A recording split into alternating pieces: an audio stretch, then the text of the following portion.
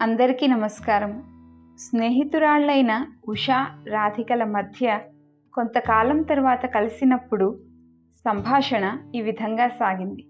ఉషని చూసిన రాధిక, హే ఉషా, ఏంటే చాలా ఉత్సాహంగా కనపడుతున్నావు అని అడిగింది. దానికి ఉషా, అవునే రాధిక, వేద జ్యోతిషం కోర్సులో జాయిన్ అయ్యానని చెప్పాను కదా, దాని ద్వారా నాకు ఉన్న ఎన్నో ప్రశ్నలకి సమాధానాలు దొరికాయి. చాలా విషయాల్లో స్పష్టత లభిస్తోంది అని చెప్పింది. అది విన్న రాధిక ఇలా అంటోంది, అంటే నువ్వు జాతకాలు చూసేయగలుగుతున్నావా అప్పుడే? దానికి ఉష, లేదే, అప్పుడే ఎక్కడా, ఇప్పటికీ కాలమానం, రాశులు, నక్షత్రాలు, పంచాంగం, గ్రహాలు, వీటి గురించి ప్రాథమికంగా తెలుసుకున్నాను అని చెప్పింది.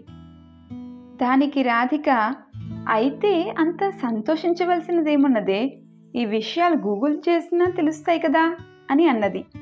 అప్పుడు ఉష, అవునే, కోర్సులో జాయిన్ అయ్యే ముందు వరకు నాకు అదే సందేహం ఉన్నది, కానీ మొత్తం కోర్స్ అయ్యాక నాకు కలిగిన స్పష్టత గూగుల్ చేసి నేర్చుకుంటే అంత తేలికగా వచ్చేది కాదని అర్థమయ్యింది అని చెప్పింది.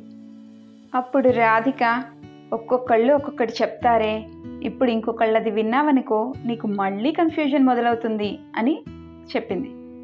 అది విన్న ఉష, అది ఇదివరకే, ఎందుకంటే చిన్నప్పటి నుంచి మనం ఇంగ్లీష్ చదువులు చదివినప్పుడు సైన్స్ అంటే అన్ని వేళలా అందరికీ ఒకటిగానే కనిపించేది, అర్థమయ్యేది అని నూరిపోశారు.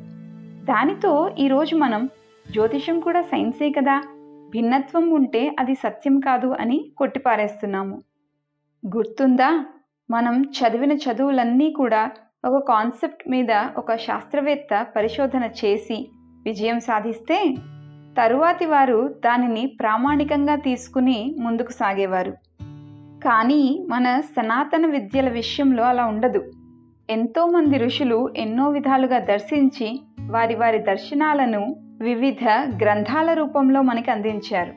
అందుచేత ఒకటే విషయానికి సంబంధించి ఎన్నో సిద్ధాంత గ్రంథాలు మనకి కనిపిస్తాయి. దానితో మనం ఒకదానికి పొంతం లేని ధర్మం అని అవి ఏవి చదవకుండానే ఒక నిర్ణయానికి వచ్చేస్తాము. పంచాంగంలో కూడా చవితి, నవమి, రిక్తతిథులు అంటారు. అంటే ఎటువంటి శుభకార్యాలకి, నూతన పనులు ప్రారంభించటానికి, ఇంకా అనేక విధములుగా మంచిది కాదని అర్థం.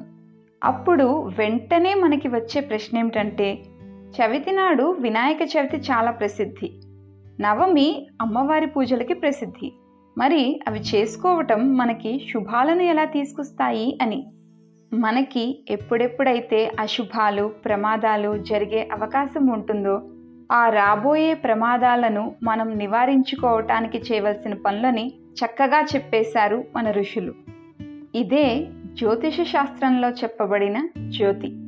అదంతా విన్న రాధిక ఇలా అంటోంది, చాలా బాగుంది ఉషా, నువ్వు చెప్తుంటే నాకు కూడా తెలుసుకోవాలనిపిస్తోంది, నాకు ఇప్పుడు అవకాశం ఉందా?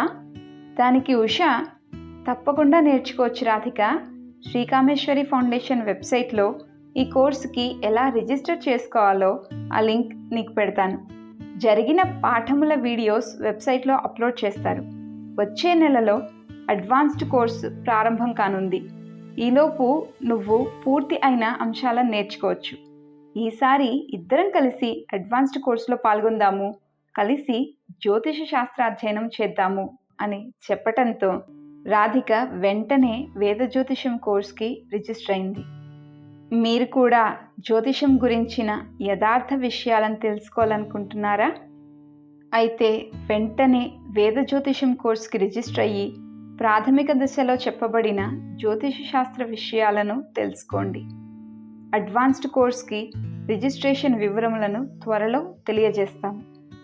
ప్రాథమిక కోర్సులో పాల్గొనదలిచిన వారు డిస్క్రిప్షన్లో ఇచ్చిన లింక్ ద్వారా కోర్స్కి రిజిస్టర్ కాగలరు. మరిన్ని వివరాలను డిస్క్రిప్షన్లో ఉంచుతాం. ధన్యవాదములు.